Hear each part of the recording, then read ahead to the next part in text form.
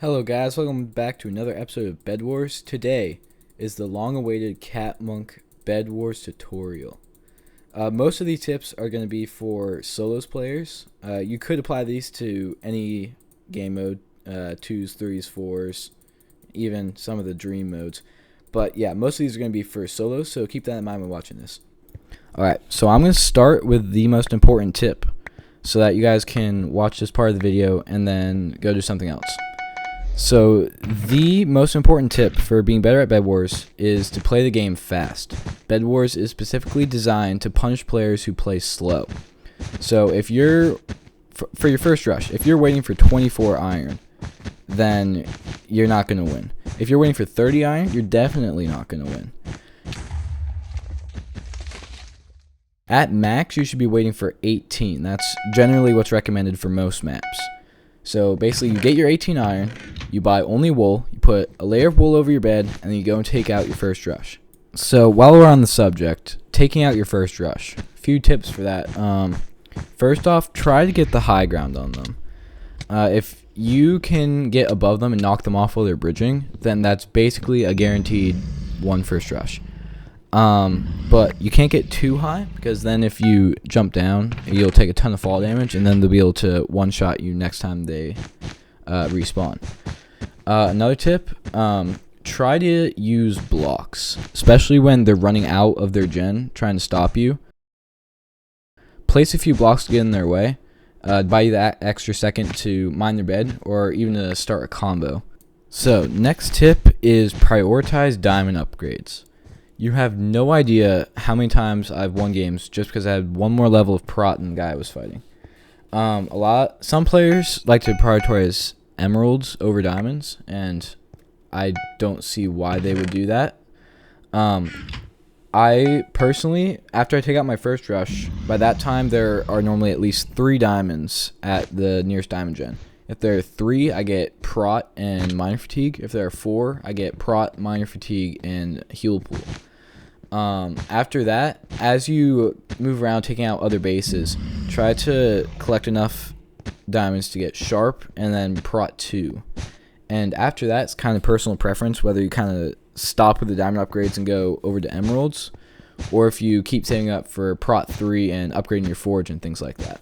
So, for example, on a map like this, I was one of the first ones to take out my first rush, right? So I can run around the entire map and collect all of the diamonds, which should be enough for me to get prot 2 and sharp before I even take out my second rush. So it's looking pretty good for me here. So the third tip is a bit hard to institute immediately. But anyways, the third tip is learn technical skills. So basically, no matter how good your game sense is, you could be the best game sense player, but if you don't know how to PvP or speed bridge, you're not going to win very many games. So I would recommend at least learning how to W-tap semi-proficiently, like winning like 3 out of 5 classic duels on Hypixel. As far as speed bridging goes, that is a must. If you are a slow bridger, you are going to have a very hard time winning your first rush. Along with that, being able to speed staircase helps you gain upper ground on your opponent, like I already talked about. And also learning how to speed diagonal bridge. I haven't done that yet, but it is something that's extremely helpful in maps where you have to diagonal rush. So if you want to learn those, let me know in the comments, and I'll try to make a video specifically on PvP and one on speed bridging as well. Okay, so this next tip is using the scoreboard. So this is primarily used to figure out who you're going to rush next after your first rush. So at this point in the game, it's a bit late, but you know, you can still get the concepts. So I could rush red here, right? But you look at the scoreboard, they are 2 spaces away from me, which is 1 less than yellow, who is 1 space away from me. So logically, you know, you would rush yellow. And that's normally what the best plan is. The only exception is if two teams are still working on taking each other out and they're closer to you, you can go around the other way. because most likely those two teams will keep each other occupied. Okay, so the next tip is knowing how to 1v1 someone at the end of the game. So right here, it's me versus red, right? So basically, right, you can't play it like you do when there's a bunch of players left in the game. When there are a bunch of players left in the game, there's always the hope and chance that they'll fight and you'll get to sweep in and clean up all the finals. But when there's one player, if you leave your base at all, you're almost guaranteed to lose your bed. So in this situation where we both have beds, the priority is to get the other player's bed without getting your own bed taken. So there are a couple ways you can do this. One, if you can greatly out PvP them and just kind of tank your way into their base, get the bed, and kill them, then that's great. But oftentimes that's not gonna work because they're the other last player in the game. So normally they're pretty decent. So the second way to do this is if you are completely sure you can beat them in a 1v1, you can offer a bed trade where basically you just leave your base, you get their bed, and probably you'll lose yours. I don't recommend this option, but if you're desperate, then you can do that. The third option, which is my favorite, is to use utility items and emeralds. So for utility items, if you can get a bow and fighting this last guy, if you can get a bow, that would be greatly helpful. Fireballs, you can get a lot of kills off of them. Gapples, you take a fight, you only win by 2 hearts. Chug a gapple, you can take the next one. Even TNT, if they have a massive bed defense, bridge up above them, drop a TNT, get the bed, kill them.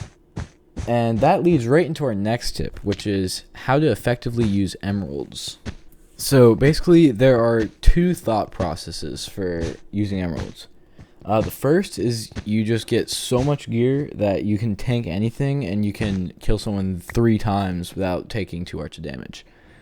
That will sometimes work. If you can get diamond armor, a diamond sword, and a bunch of gaps, then you can just sword tank someone and get the bed and kill them again. However, oftentimes you're not going to be able to get that many emeralds. To get a diamond sword and diamond armor, I believe, is 10 emeralds, which is a lot. However, if you were to use the second thought process, which is being sneaky, then with 6 emeralds, you're able to get a full set of pots and 2 bridge eggs. You don't even need 6. You could use 4 emeralds, and you can get a full set of pots. So a full set of pots is invis, jump, and speed. If you have to choose, I personally prefer invis and jump, but I know a lot of people also prefer invis and speed. But if you can get the full set of potions, then you can basically get over to the base without them knowing you're there, mine their bed, and then fight them while you're invisible, which is very difficult for your opponent to win.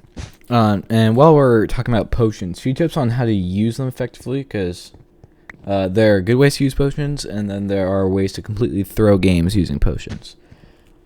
Don't drink your invis when you're at your base and your enemy's completely across the map, because by the time you get to halfway through mid, your invis is going to run out, and you're kind of screwed at that point. So try to get as close as you can to your opponent's base without getting noticed, and then drink an invis. Even if you get noticed, you can still drink the invis, and it's still going to be very difficult for your opponent to locate you. Also, using the jump, you shouldn't have to place blocks at all.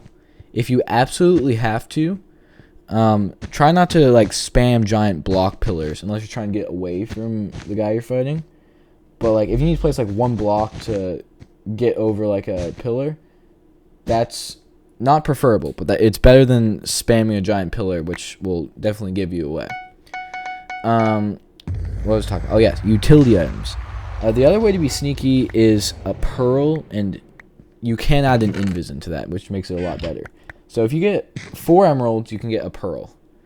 And pearls let you teleport anywhere where you can throw them. So that means if you're at opponent's diamond island, you can throw a pearl and just teleport to their base. What makes them more effective is if you have an invis potion. If you can drink the invis before you get to the diamond island, throw the pearl, you can mine their bed without your opponent ever knowing that you were there, and mercilessly stab them in the back with your iron sword. One last utility item that is sort of useful is bridge eggs. If you can't afford to get a full set of potions or a pearl, bridge eggs are sometimes the way to go, because you can traverse the entire map with 2 or 3 bridge eggs, and only costing like 2 emeralds, or 1 emerald per bridge egg. It's actually not a bad use of them. Anyways, guys, thanks for watching this video. If you enjoyed, make sure to like and subscribe. It helps me out a ton, and I really appreciate it. Make sure to comment down below which videos you want to see me make next. In the video I mentioned PvP, bridging, but if there's something else, put that down there too. And I'll see you in the next one.